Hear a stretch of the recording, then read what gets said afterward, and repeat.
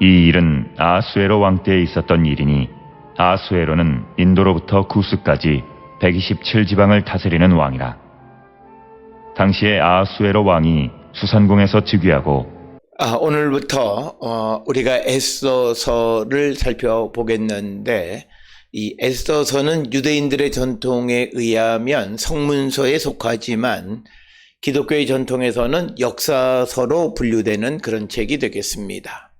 따라서 에스더서는 느헤미야서 다음에 위치하는 것으로 기록되어 있고, 히브리어 성경에서 에스더서는 5두루마리의 맨 마지막 책이 되겠습니다. 따라서 예레미야애가 다음에 위치합니다. 에스더는 전체 10장 177절로 구성되어져 있습니다. 에스더라고 하는 이름은 책의 주인공의 이름을 따른 것입니다. 에스더는 아비하일의 딸로서 에스더 2장 7절에 의하면 핫다사라고 부르기도 합니다.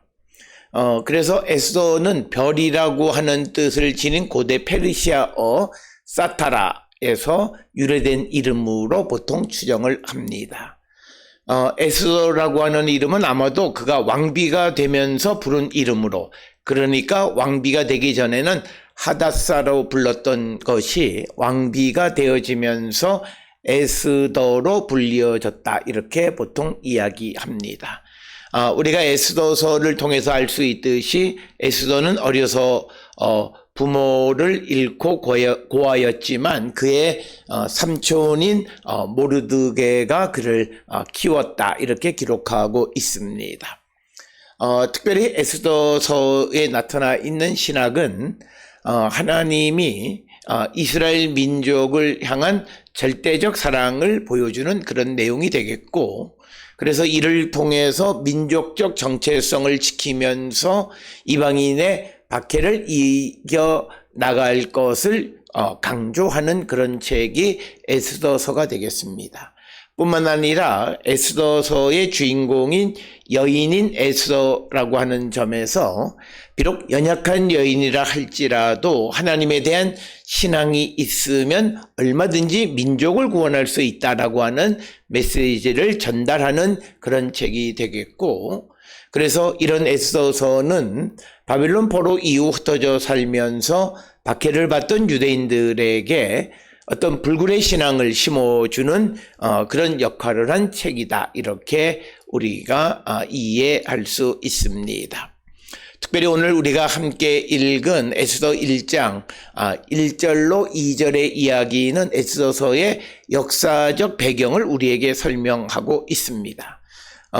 많은 예언서도 마찬가지지만 특별히 이 에스더서는 역사적 배경이 제시되지 않고서는 이야기가 전개되어질 수 없고, 오늘 주시는 1절에 등장하는 아하수에로라고 하는 왕은 세럭세스라고 하는 이름으로 더 잘 알려져 있는 그런 왕이 되겠고, 그래서 아하수에로의 어떤 그리고 그의 그 지배력이 최대로 확장되어지면 질수록 반대로 유대민족은 그의 지배를 받는 것이 자연스럽게 상정되어지는 그런 것이 바로 이 역사적 배경에 관한 책이 되겠습니다. 특별히 에스더 1장은 와스디 왕후가 폐위가 되고 에스더가 왕비로 되는 배경에 대해서 설명하고 있습니다. 특별히 1장 1절로부터 9절은 에스더 이야기의 역사적 배경에 대한 것으로 1장 1, 2절에 어떤 그 아하수에로 세럭세스 왕의 통치에 대해서 설명하고 있고, 이어지는 3절로부터 9절까지에는 연애에 대해서 이렇게 기록하고 있는 부분이 에스더 1장의 부분이 되겠고, 그것을 통해서 아하수에로 왕 시대의 그리고 그의 지배가 어느 정도로 확장되어져 있었는가라고 하는 것을 우리에게 보여주는 그런 책이 되겠습니다. 특별히 에스더서는 5두루마리 가운데 한 권으로서 특별히 유대인들의 달력인 아다르월 14, 15일에 특히 이 불임절에 이 책을 낭독하는 그런 전통이 있습니다. 오늘 우리가 읽은 1절, 2절에 1절에 이 일은 아하수에로 왕 때에 있었던 일이니 아하수에로는 인도로부터 구스까지 127지방을 다스리는 왕이라. 당시에 아하수에로 왕이 수단궁에서 즉위하고, 그래서 오늘 주시는 본문의 말씀은 바로 이 에스더서의 배경이 되는 아하수에로 왕의 통치, 그리고 그 시대에 그가 인도로부터 구스까지 127지방을 다스리는 굉장히 그 광대한 지역을 통치하고 있다라고 하는 것을 보여주고 있습니다. 이처럼 페르시아 왕 세르섹스 1세의 그 지배가 확장되어져서 넓은 지역을 지배하는 그런 왕으로 묘사하면 할수록 반면에 유다 민족은 더 초라한 모습으로 묘사되어지는 그런 특징이 있습니다. 오늘 본문에 등장하는 아하수에로 왕은 일반적으로 세르섹스 1세로 우리가 이해하고, 그는 주전 486년부터 465년 사이에 왕으로 재위했던 사람으로 그렇게 이해를 합니다. 그래서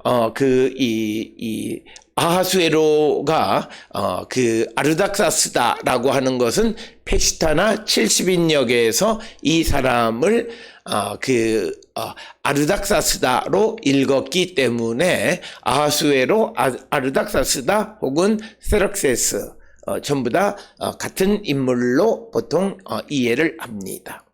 특별히 오늘 주시는 본문에 인도로부터 구스까지 127지방을 다스리는 왕이라는 것은 이 아하수에로 왕 때의 페르시아 제국이 어느 정도 규모였는가를 우리에게 보여주고 있고, 동쪽으로는 인도로부터 아프리카의 에티오피아 지역까지 통치했고 전국을 127지방으로 나누었다, 이렇게 기록하고 있습니다. 지방으로 기록되어져 있는 메디나라고 하는 것은 제국의 속주를 의미합니다. 페르시아가 제국을 여러 행정구역으로 나누어 다스렸는데 다리우스 왕 때에는 대략 한 20개의 지역으로 행정구역, 이것을 사트랍이라고 부르는데 20개의 행정구역으로 나누었고, 그래서 시리아 팔레스틴, 즉 이스라엘이 속하는 지역은 제5행정구역에 속했습니다.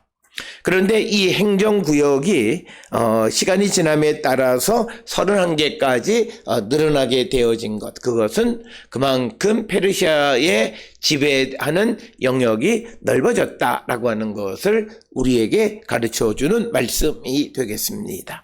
따라서 오늘 주시는 아하수에로 왕 때에 페르시아가 인도로부터 구스까지 127지방의 넓은 지역을 통치했다라고 하는 것은 유다는 그 페르시아의 한 부분에 속하는 지역이다라고 하는 것. 그래서 페르시아가 이 웅장하고 그다음에 그 힘이 극대화되어 있는 시대에 이스라엘은 가장 초라한 존재였지만, 그러나 하나님의 구원으로 말미암아 구원을 얻게 되어짐을 우리에게 보여주는 그런 책이 되겠고, 2절에 의하면 아하수에로 왕의 수도가 수산이었다, 이렇게 기록하고 있고, 수산궁을 직역하면 수도 수산 혹은 성곽이 있는 도시 수산, 이런 의미가 되겠습니다. 특별히 히브리어 비라라고 하는 것은 오늘날로 이야기하면 캡스탈, 수도라고 하는 그런 의미를 가지고 있고, 수산은 수산과 같은 지명이 되겠고, 페르시아에는 4개의 수도가 있었습니다. 특별히 엑바타나라고 하는 곳이 하나 있고, 바벨론이 있었고, 페르세폴리스, 그리고 수사 혹은 수산, 이렇게 4개가 있었는데 그 가운데에서 가장 화려하고 큰 도시가 수사였다라고 하는 것입니다. 특별히 오늘 주시는 본문의 말씀은 바로 아하수에로 왕이 수사에서 그의 성공과 기쁨을 누리고 있었다라고 하는 겁니다. 그래서 수사 성체의 세락세스가 그 편안함, 안정, 그런 성공, 영광 이런 것들을 누리고 있었다라고 하는 것을 말함으로써 반대로 유다는 그 반대의 상황에 처하게 있었음을 당연하게 우리에게 보여주는 것이 오늘 주시는 1절, 2절의 말씀. 그래서 1절, 2절은 페르시아의 아하수에로가 넓은 지역에 큰 부귀와 영화를 누리고 있었다라고 하는 것을 보여줌으로써 반대로 유다는 아주 초라한 존재였다라고 하는 것을 자동적으로 보여주는, 간접적으로 보여주는 이야기가 되겠습니다. 그래서 이렇게 큰 나라 가운데에 있는 유다도 그들이 신앙을 지키면 하나님이 얼마든지 그들을 구원해 주실 수 있음을 우리에게 보여주는 것이 오늘 주시는 1장 1, 2절 역사적 배경의 가장 큰 목적이 되겠습니다. 따라서 우리가 세상을 살아가면서 하나님에 대한 믿음을 가지면 우리의 환경이 어떠하다 할지라도 아무리 거센 물결이 우리를 덮치려 한다 할지라도 하나님이 우리를 구원해 주심을 말씀하고 있는 것이 오늘 주시는 에스더 1장 1, 2절의 말씀이 되겠습니다. 오늘 주시는 본문을 통해 아무리 거대한 세력이 어떤 세속의 물결이 우리를 집어삼키려 한다 할지라도 비록 연약한 우리라 할지라도 하나님에 대한 믿음을 가지면 우리를 구원해 주심을 우리가 잊지 않는 그런 성도들이 다 될 수 있기를 주의 이름으로 축원합니다.